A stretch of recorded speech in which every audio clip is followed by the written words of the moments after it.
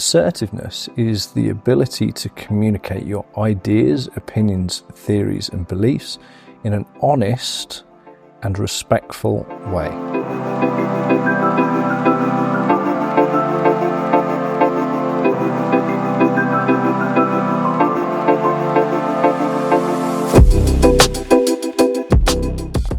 Hello and welcome. My name's Adam Norman. I'm the CEO here at MIM. MIM is the professional body for IT Major Incident Management, and we deliver our training and certification program in the global best practice in IT Major Incident Management to clients in over 95 countries around the world. I'd like to talk about assertiveness for major incident managers today.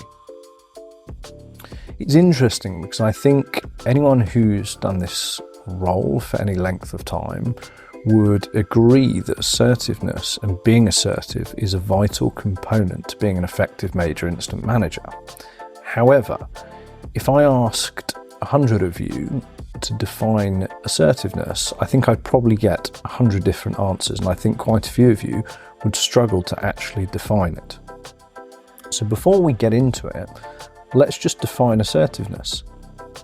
Assertiveness is the ability to communicate your ideas, opinions, theories, and beliefs in an honest and respectful way. Simple, right? Really, really straightforward. Essentially what we're saying is, and that can mean standing up for yourself at times, but it's honest communication. Being assertive as a major incident manager is really important for effective communication, collaboration, the decision making, and setting really clear expectations. Without that, you don't really create the framework for everyone to operate within. People struggle with understanding expectations, what's required of them, what's appropriate in terms of behavior. So it's really, really important. Before we talk about how to be more assertive, let's just consider the alternatives. So you can either be passive, assertive, or aggressive. And there is obviously a scale here, but let's think about passive. If one was to be passive during a major incident, when they're running this major incident, what does that look like? Well, and they essentially hijack and take over your bridge call. This is not uncommon, this happens quite a lot. You essentially sit back, and instead of trying to maintain or regain control of your bridge call, you allow their ideas, opinions, beliefs, and them to take ownership of the bridge call and start directing everyone and leading them, and you sit there very passively. Now, we should be the experts at running a bridge call, so despite this person's seniority, it shouldn't be the case that they're better at it than us. So what does that actually mean? Well, it's going to mean stakeholders lose confidence in what we're doing. It's going to mean trust is broken. It's going to mean that there is potentially chaos of actions because people aren't being directed properly. All of this really amounts to a major incident taking longer to resolve, which means increased impact for the business and on the end users and unhappy stakeholders. So it's obviously not great if we were to behave passively as a major incident manager. What about aggressive? Well, absolutely in life, there are times where it's appropriate to be aggressive, and there is a requirement for a certain level of controlled aggression. I mean, sports is a great example. But in major incident management, there's not really any requirement to be aggressive. There's no need for it, and it offers no benefit. Being assertive works just fine.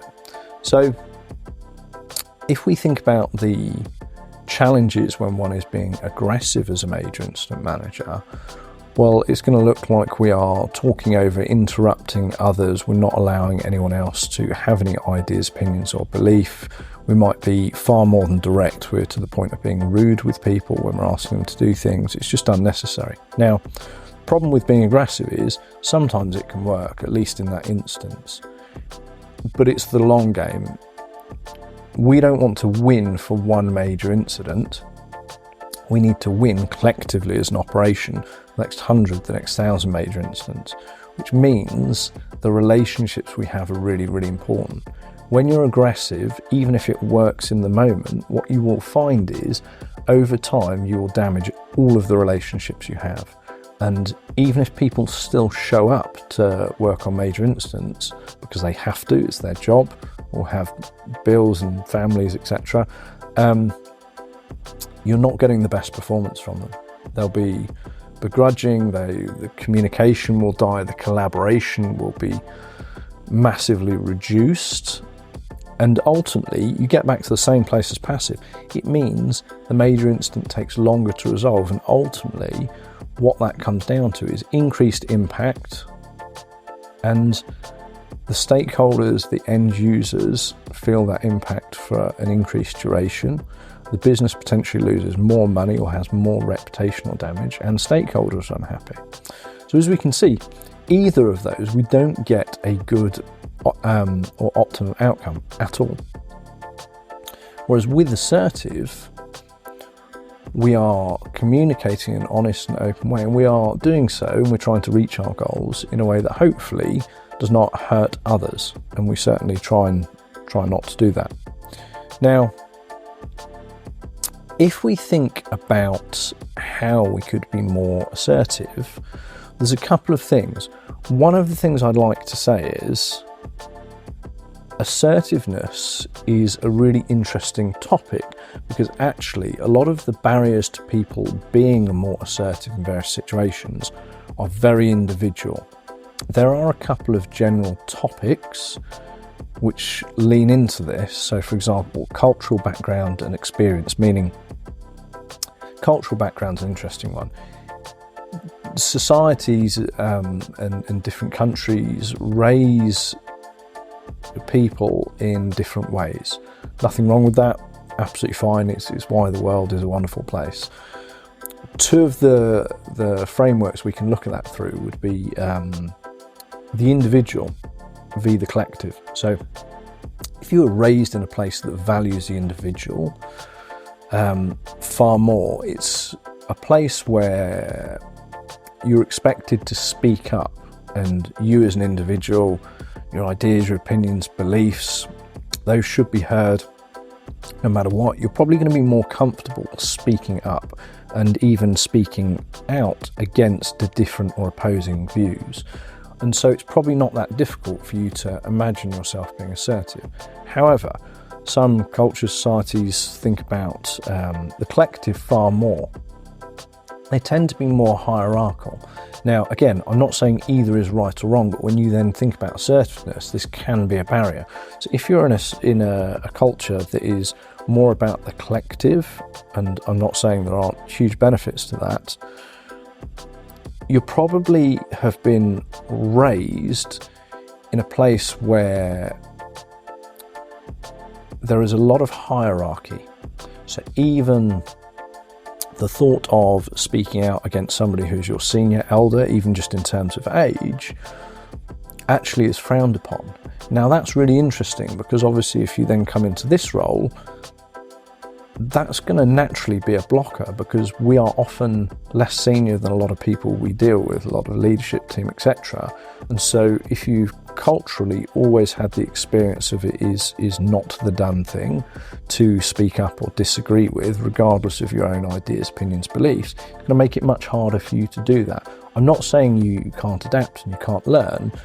What I am saying is it's very interesting that a lot of the barriers we have about being more assertive are self-limiting beliefs that have actually been embedded and taught to us. So there's culture that you were raised in that can often be a big factor as to how easy you find it, or indeed not. There's experience as well. So the experiences that you have had in your life, in your career, the people that you've been around, the friends you've had, etc., all those shape us. Now, I can't really get into all of the self-limiting beliefs, because as I mentioned, it's very individual. Each of us has our own things that are coming up. One of the things you can do that's really interesting is really look at the scenarios where you find it easy to be assertive and think about, why is this comfortable for me? Why is this easy? Then look at the scenarios perhaps where you find it very difficult to be assertive, and really examine the reasons as to why you find that difficult. What is it about that scenario? What beliefs do I hold, and are they accurate and true, or are they just old beliefs that I hold that don't serve me anymore about why I can't or should not be assertive in this particular scenario? Really, really interesting. So have a think about that. So let's get into a couple of ways to be more assertive, or things to think about. First of all, self-awareness. This touches upon what I just said. So understanding yourself first is always the place that we want to start. So understanding your personality type, your communication style, the beliefs, views, etc. that you hold is really, really important. Identifying, as I mentioned, areas where perhaps you either are too passive or are too aggressive, and understanding why that might be, sitting quietly with a pen and paper, noting that down and really thinking about it, trying to figure that out, is very valuable. So being self-aware does allow you to recognize and address, and interestingly enough, I think when people do this, sometimes they weren't even aware that they were being more passive or perhaps more aggressive in some of these situations. So be clear about your goals. Being clear about your goals is really important in all aspects of your work. But here, I'm not talking about your goals for the major instant practice in the next 3-5 years. I'm talking about very specifically, if I'm the leader in a major instant and I'm running it as the major instant manager, it's very easy for me to be more assertive, open, honest in my communication, and for others to understand what's expected. If I'm already clear on what we're trying to achieve, this can be at the grassroots level. So this can be initial 15 minutes. What are we trying to achieve as a team?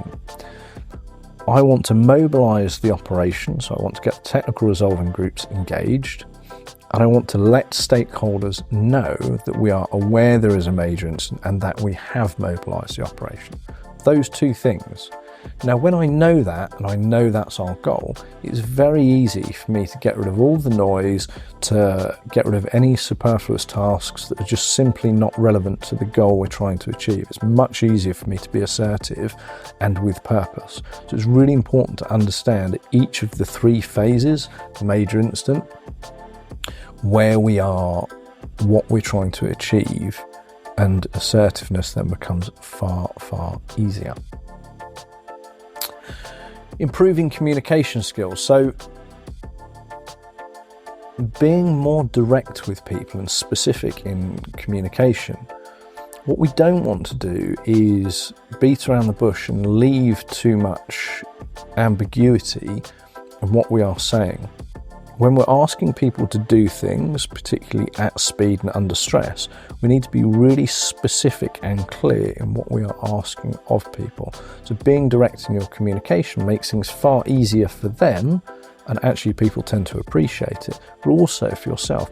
It also means people always know where they stand with you.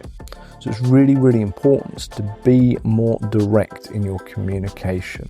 Be clear about what you want and need from people. Practice active listening. So practicing active listening it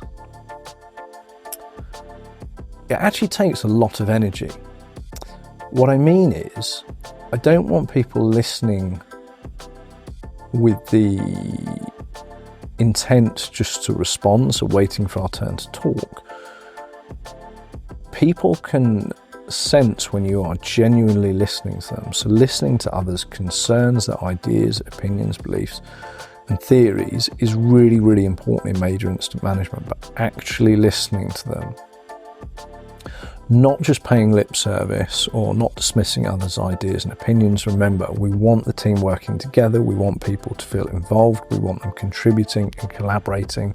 So properly listening to people and really trying to understand their point of view. Setting boundaries. So clearly defining boundaries and communicating them to the team and the expectations. This is really interesting because I think as a major incident manager, you have the opportunity to create a really good environment for others to work in. One of the ways leaders do this is by setting very clear expectations. If If I make it very clear, so my communication is direct about what I expect, and I reinforce that, so I continually communicate. So people turn up on time. So if we have a bridge call at this time, everyone shows up on time for the bridge call. There's no 10 minutes late, 15 minutes late, people are on time. The way we speak to one another, so the level of respect we show, if I set the tone for that. If there are problems, people come back to us. We check in every time there is an action at the halfway point. Every single person is responsible for updating the ITSM ticket near on real time for any actions that they complete. If I set all of these expectations and I continually reinforce them over a number of major incidents, the team get to know what those expectations are. What that means is we're all working within a framework and a game that we understand. And I've made it really, really fair. I've communicated it very clearly. I've continually reinforced that. We all know the rules. People feel much more comfortable within that environment. And if everyone is doing that, when we introduce new people, so new technical resolving group members, for example, to the mix, there is already a standard in place that's followed by everyone there. They immediately understand that standard and can see, okay, when I work with this team, we do things professionally. You as the leader have the luxury of setting how good those standards are. So if we take that seriously and we really apply it, you can massively affect how effective and cohesive the wider major incident team is. It's a really powerful one. It also makes it easier to be assertive because we all know the rules of the game.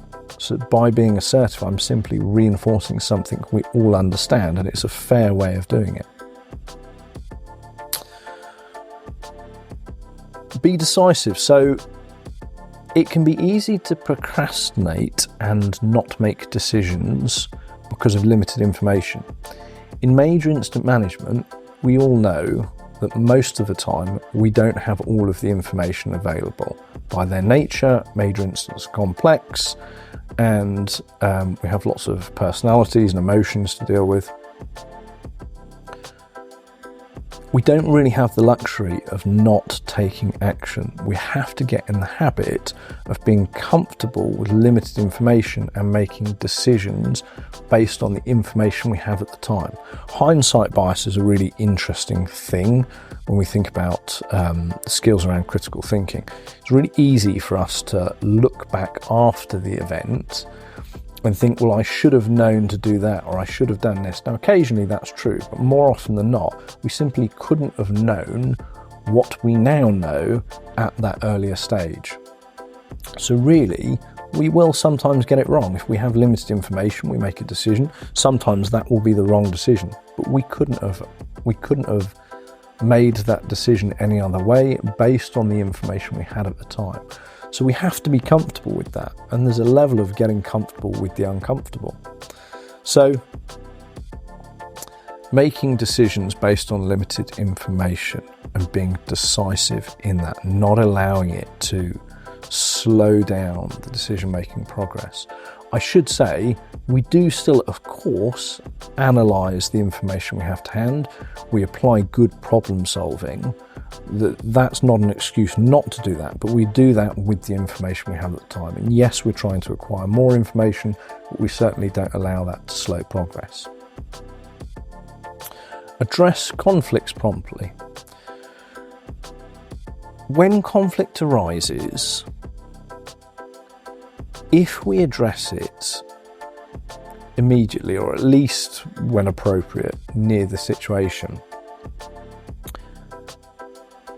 particularly if we're searching for win-win scenarios, everyone still feels bought in, we're not isolating people, it does a lot more than what people expect.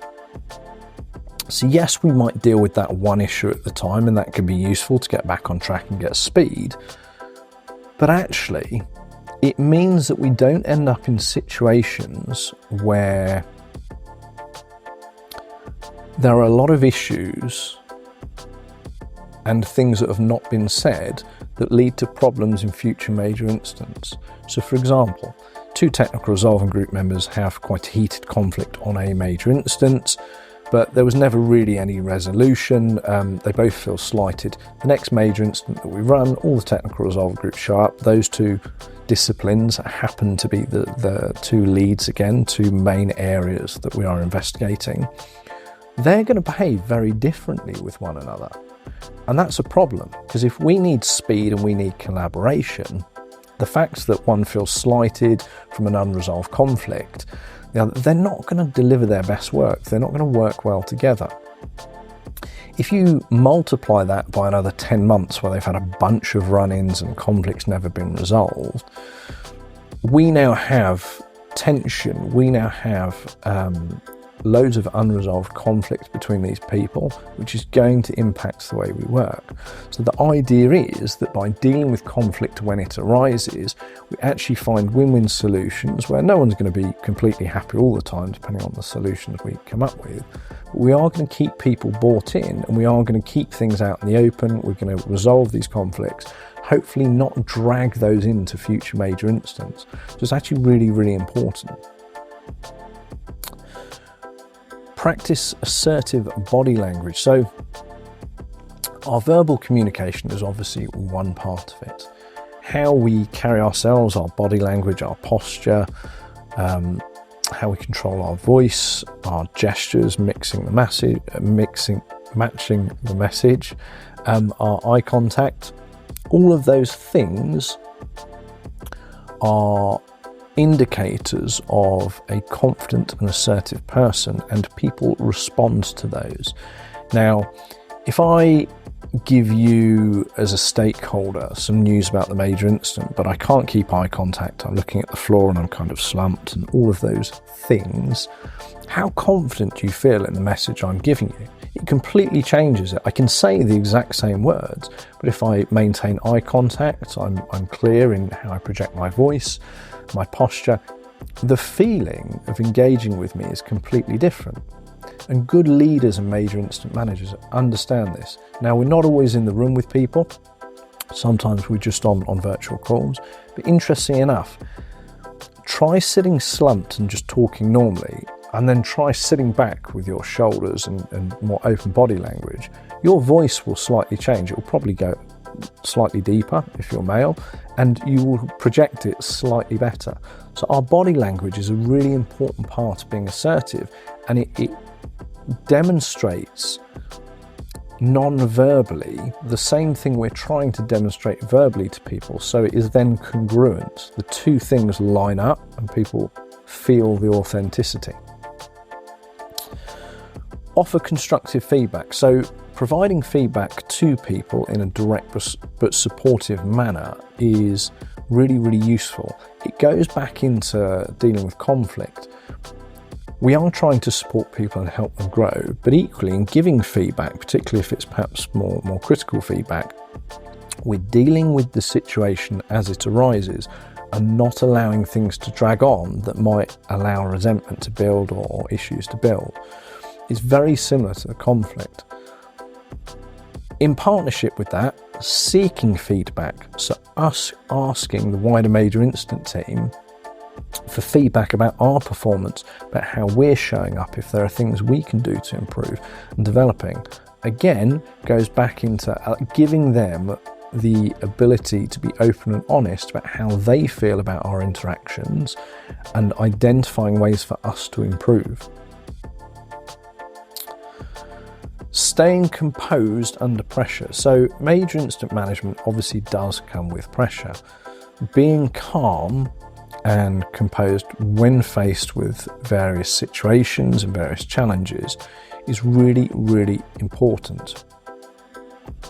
If we're having a disagreement and I'm able to control my emotions, it's much easier for me to be assertive, so for me to be honest about my ideas and opinions, beliefs.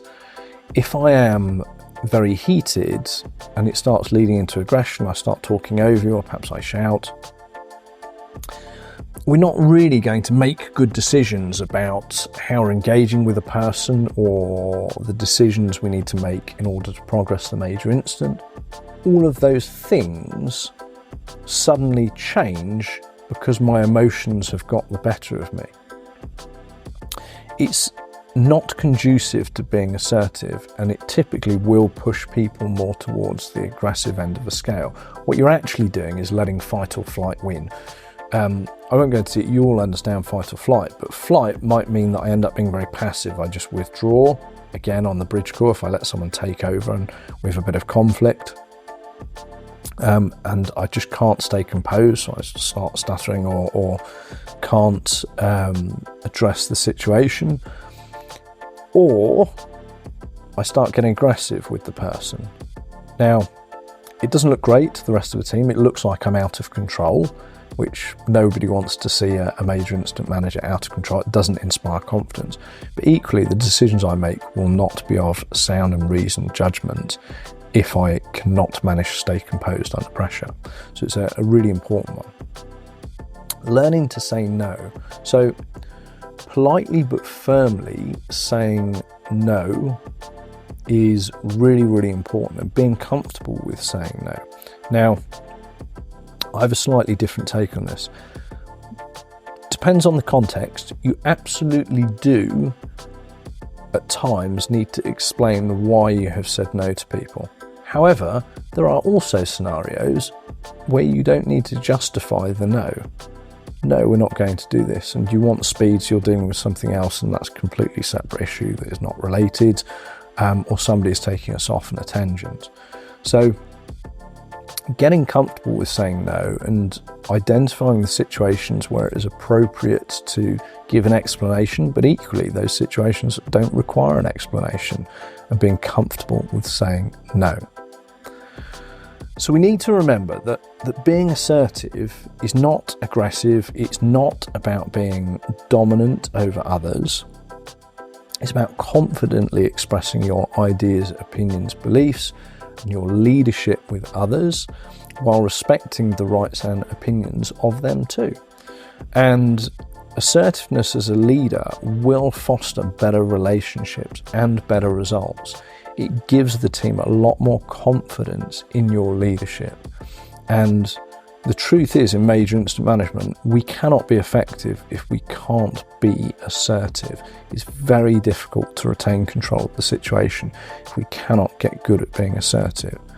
As I said, for those of us that currently struggle with that, it absolutely is something you can work on. You probably need to identify some of the reasons why you currently struggle with that and seek to address those.